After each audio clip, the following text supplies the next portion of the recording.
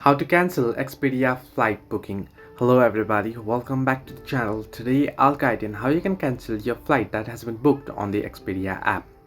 Now the process is actually quite simple and easy. All you have to do is you want to open up the Expedia app. You can see I've opened up Expedia app. Now what you want to do is at the bottom of your screen you can see the trips option. Simply tap on trips option, make sure you're logged into your account and tap on the trips option there. And there you want to select the booking that you want to cancel. Simply select the booking that you want to cancel, open it up and simply tap on cancellation option there and you'll be able to cancel it.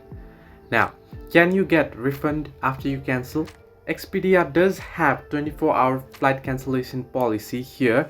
Expedia will issue a full refund for flights that are cancelled within 24 hours of purchase. Now, if you just booked a flight, you purchased a flight ticket, and there you want to, if you cancel it within the 24 hours of purchase, you'll be able to get full refund. However, if it has crossed the 24 hours limit, you might get a partial refund depending on the type of fare that was purchased. So this way you can cancel the flight on Expedia. Hope this helped you. Do like and subscribe and do not forget to leave a comment down below if you have any further issues.